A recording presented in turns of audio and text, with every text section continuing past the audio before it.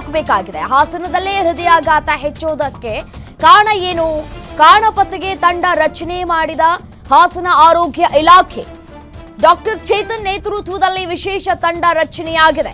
20ಕ್ಕೂ ಹೆಚ್ಚು ಸಿಬ್ಬಂದಿ ಹಳ್ಳಿಗಳ ಕಡೆ ಹೋಗೋದಕ್ಕೆ ಸಿದ್ಧತೆಗಳು ಕೂಡ ಆಗ್ತಾ ಇದೆ. ಸ್ಟೆಮಿ ಯೋಜನೆಯನ್ನ ಮತ್ತೆ ಆಕ್ಟಿವ್ ಮಾಡಿದೆ ಆರೋಗ್ಯ ಇಲಾಖೆ. ಯಾರು ಆತಂಕಕ್ಕೆ ಒಳಗಾಗಬೇಡಿ ಅಂತ ಹೇಳಿ ವೈದ್ಯರು ಹೇಳ್ತಾ ಇದ್ದಾರೆ. ಬಟ್ ಎಷ್ಟೇ ವೈದ್ಯರು ಹೇಳಿದ್ರು, ಸಮಾಧಾನ ಮಾಡುವಂತಹ ಕೆಲಸವನ್ನ ಕೂಡ ಮಾಡಿದ್ರು, ಟೆನ್ಷನ್ಗಳು ಮಾತ್ರ ಕಡಿಮೆ ಆಗುವುದಿಲ್ಲ, ಒತ್ತಡಗಳು ಕೂಡ ಕಡಿಮೆ ಆಗುವುದಿಲ್ಲ. ಮತ್ತೆ ಜಿಮ್ಗೆ ಹೋಗುವಂತಹ ಸಂದರ್ಭದಲ್ಲೂ ಕೂಡ ಹಾರ್ಟ್ ಅಟ್ಯಾಕ್ ಆಗುತ್ತೆ ಅಂತ ಹೇಳ್ತಾರೆ. ಅದು ಒಂದು ರೀಸನ್ ಕೊಡ್ತಾರೆ. ಮತ್ತೆ ಈ ಕೋವಿಡ್ ಲಸಿಕೆ ಹಾಕಿಸ್ಕೊಂಡಾದ್ಮೇಲೆ ಈ ರೀತಿಯಾಗಿ ಪ್ರಕರಣಗಳಾಗ್ತಾ ಇದೆ ಅಂತ ರೀಸನ್ಗಳು ಕೊಡ್ತಾ ಇದ್ದಾರೆ. ಬಟ್ ಆದ್ರೆ ಏನ್ ರೀಸನ್, ಎಕ್ಸಾಕ್ಟ್ಲಿ ಏನಾಗ್ತಾ ಇದೆ, ಮೇನ್ ಕಾರಣ ಏನು ಅನ್ನೋದು ಪ್ರಶ್ನೆ ಆಗಿದೆ. ಎಲ್ಲವೂ ಕೂಡ ಊಹಾಪೋಹಕ್ಕೆ ನಾವು ಆಸ್ಪದವನ್ನ ಕೊಡ್ತಾ ಇದ್ದೇವೆ, ಅನುಮಾನವನ್ನ ವ್ಯಕ್ತಪಡಿಸ್ತಾ ಇದ್ದೇವೆ.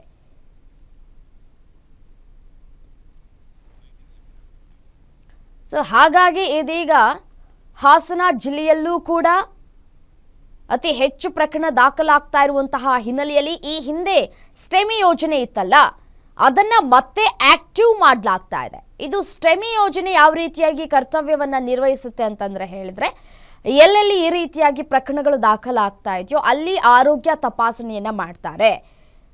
ECG ತಪಾಸಣೆಯನ್ನ ಮಾಡೋದಕ್ಕೆ ಸಜೆಸ್ಟ್ ಕೂಡ ಮಾಡ್ತಾರೆ.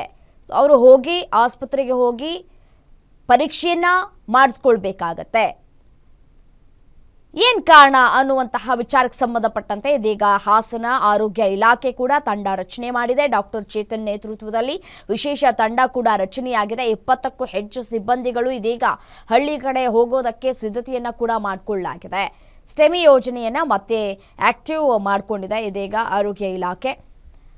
ಆತಂಕಗಳು ಕೂಡ ಹೆಚ್ಚಾಗ್ತಾ ಇರುವಂತಹ ಬೆನ್ನಲ್ಲೇ ಈ ಒಂದು ಸ್ಟೆಪ್ ತೆಗೆದುಕೊಂಡಿರೋದು ನಿಜಕ್ಕೂ ಶ್ಲಾಘನೀಯ. ಬಟ್ ಆದರೆ ಯಾವ ರೀತಿಯಾಗಿ ತಪಾಸಣೆಯನ್ನ ಮಾಡ್ತಾರೆ ಅನ್ನೋದು ಪ್ರಶ್ನೆ ಆಗಿರುವಂಥದ್ದು. ಯಾಕೆಂತಂದರೆ ಈ ರೀತಿಯಾದಂತಹ ಪ್ರಕರಣಗಳು ಎಲ್ಲೆಲ್ಲಿ ದಾಖಲಾಗಿದೆಯೋ ಅಲ್ಲಿ ಹೋಗಿ ಅವರ ಕುಟುಂಬಸ್ಥರನ್ನ ಭೇಟಿಯಾಗಬೇಕಾಗಿದೆ. ಮತ್ತು ಅವರಿಗೆ ಯಾರಿಗಾದರೂ ಅವರ ಕುಟುಂಬಸ್ಥರಲ್ಲಿ ಈ ಹಿಂದೆ ವಂಶಪಾರಂಪರ್ಯವಾಗಿ ಹೃದಯಾಘಾತ ಆಗಿರುವಂತಹ ಪ್ರಕರಣಗಳು ಇದೆಯಾ ಇಲ್ವಾ, ಹೀಗೆ ಒಂದೊಂದೇ ಮಾಹಿತಿಯನ್ನು ಕೂಡ ಕಲೆ ಹಾಕಬೇಕಾಗಿದೆ.